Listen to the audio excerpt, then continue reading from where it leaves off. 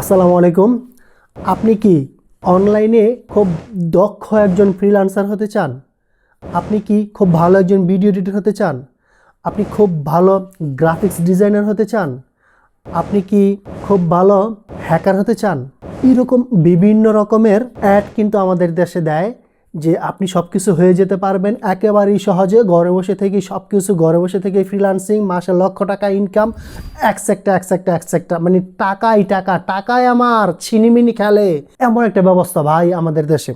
বিষয়টা কিন্তু আসলেই তাই। আমার মনে হয় যে এত সহজ না, টাকা ইনকাম করা এত সহজ না, অনেকটাই কঠিন। টাকা ইনকাম করার প্রথম ধাপ হচ্ছে ভাই আপনাকে ইংরেজি জানতে হবে। আপনি যদি ভালো ইংরেজি জানেন তাহলে আপনার পক্ষে সম্ভব অনেক বড় কিছু করা। আপনি যদি ভালো ইংরেজি না জানেন তাহলে আপনি হয়তো লোকাল মার্কেটে কিছু কাজ করতে পারবেন, অথবা আপনি যদি ফানি টানি জানেন, ইংরেজি জানেন না কিন্তু আপনি কৌতুক করতে পারেন, খুব মজা দিতে পারেন, মানুষকে এন্টারটেনমেন্ট দিতে পারেন, তাহলে আপনার জন্য শুধুমাত্র ইউটিউব বা ফেসবুকে আপনার কাজ করা সম্ভব।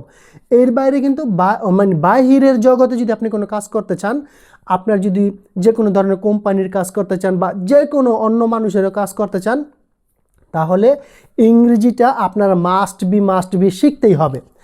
এখন অনেকেই আছে কিন্তু ভাই ইংরেজি জানে না কিন্তু খুব ভালো এডিটর, ভিডিও এডিটর বা যে যে যে লাইনে আছে সেই লাইনে, ঠিক আছে, কিন্তু খুব ভালো ইংরেজি জানে না। তারা নিজে নিজে মানে বেসিক লেভেলের কাজটাই শুধুমাত্র করতে পারবে। প্রফেশনালি যদি সে কোনো ধরনের কাজ করতে চায় তাহলে তার কপালে শনি আছে, তার পক্ষে সম্ভব না। এই কারণে ভাই আপনারা যারা যারা অনলাইনে নিজেদের কেরিয়ার ডেভেলপ করতে চান, আপনার প্রথম ধাপ হবে ভাই আপনার নিজেকে তৈরি করা ইংরেজির মাধ্যমে। আপনি যদি ইংরেজিতে নিজেকে তৈরি করতে পারেন, আপনি যদি ইংরেজি ভাষাটাকে খুব ভালোভাবে রপ্ত করতে পারেন, আপনি যদি ইংরেজি খুব ভালো লিখতে পারেন এবং ইংরেজি খুব ভালো বলতে পারেন, তাহলে আপনার পক্ষে দ্বিতীয় ধাপে যাওয়া খুবই সহজ। আর ওই কাজটা আপনার জন্য একেবারে ইজি হয়ে যাবে, সহজ হয়ে যাবে। আমাদের দেশে কিন্তু এখন দেখা গেছে ক্লাস 9-10-এর পোলাপাইন কিন্তু অনেকেই ফ্রিল্যান্সিং করতেছে। তো আপনাদেরকেও বলি, হ্যাঁ, টাকা ইনকাম করা তো দোষের কিছু না। আমরা তো পৃথিবীতে যারা আছি সবাই টাকা ইনকাম করার জন্যই বেঁচে আছি। বউ বেডি পোলাপাইন বেছে বেছে সব কিছু মানে রেখে দিয়ে আমি এখানে প্রবাসে বসে আছি কিসের জন্য? টাকার জন্য। এখন আমি খুব বেশি টাকা ইনকাম করতে পারতাছি না কারণ আমি ইংরেজিটা জানি না, ঠিক আছে। আমি যদি ইংরেজিটা খুব ভালো জানতাম তাহলে কিন্তু আমার পক্ষে সম্ভব ছিল আরও অনেক। এখন আমি যা কামাই তার চাইতে অনেক ডাবল 3 গুণও কামানো সম্ভব ছিল যদি আমি খুব ভালো ইংরেজি জানতাম। তো যাই হোক, নিজের হিসেব বাদ। এখন আপনাদেরকে আমি বলি, যারা যারা অনলাইনে ইনকাম করতে চান বা কিছুই একটা করতে চান, আপনারা প্রথম প্রায়োরিটি ইংরেজিটাকে দেন, ইংলিশটাকে ভালো করে শিখেন।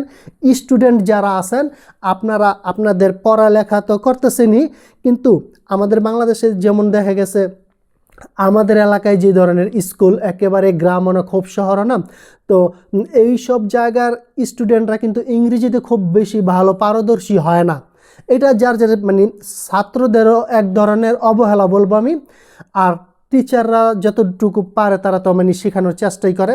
আমি বলবো ছাত্রদের নিজ উদ্যোগে আপনারা নিজেরাই আপনাদের ইংলিশ ক্লাসটাকে একটু প্রায়োরিটি বেশি দেন। আপনারা ইংরেজিটাকে একটু ভালোভাবে দক্ষ হওয়ার চেষ্টা করেন ইংরেজিতে, তাহলে আপনি যে কোনো প্রফেশনে ভবিষ্যতে যাবেন, আপনার একটা মানে মান থাকবে, আপনার একটা দাম থাকবে। আপনি আপনার একই ব্যাচের ছাত্র যদি আপনারা 2 জন হন, একজনে খুব ভালো ইংরেজিতে ফ্লুয়েন্টলি কথা বলতে পারে, আরেকজন I I I go go to my I go to my house, এই বুংবাং ইংরেজি যে বলবেন তার কোনো চান্স নাই, ঠিক আছে। কিন্তু আপনি এমন না যে সে ইংরেজি জানে না, তার মেধা কম, এমন না, তার মেধাও খুব ভালো, কিন্তু সে ইংরেজিটা খুব ভালোভাবে প্র্যাকটিস করে নাই। এই কারণে আমি ছাত্রছাত্রী যাদেরকে মানে যারা আমার এই ভিডিওটা বিশেষ করে দেখবেন, আপনাদের যদি ভবিষ্যতে অনলাইনে কোনো ধরনের ইনকাম করতে হয়, অনলাইন অফলাইন ভাই বুঝি না, যে কোনো জায়গায়, ঠিক আছে, এখনকার যুগে যদি আপনি ইংরেজিতে দক্ষ হইতে পারেন তাহলে এই এখনকার পৃথিবীতে আপনার দাম আছে। আর যদি আপনি এই ইংরেজিতে দক্ষ না হন তাহলে এখনকার পৃথিবীতে আপনার খুব একটা ভ্যালু নাই। তো সবাই আশা করি বিষয়টা বুঝতে পারছেন। যদি আমার কথাগুলি ভালো লাগে তাহলে অবশ্যই আপনারা আপনাদের পড়ালেখার পাশাপাশি বা যারা এখন গার্মেন্টসে কাজ করেন অলরেডি মানে পড়ালেখা বাদ দিয়ে দিয়েছেন, তারাও ইংরেজিটা নতুন করে আবার প্র্যাকটিস করতে পারেন।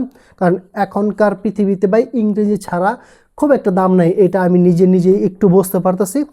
আপনারা যারা ভবিষ্যতে এই যে আমি প্রথমে যে ধরনের প্রফেশনগুলির কথা বলছি এই সকল প্রফেশনে আসতে চান, তাদের ক্ষেত্রে কিন্তু এটা খুব ভালো কাজে দেবে।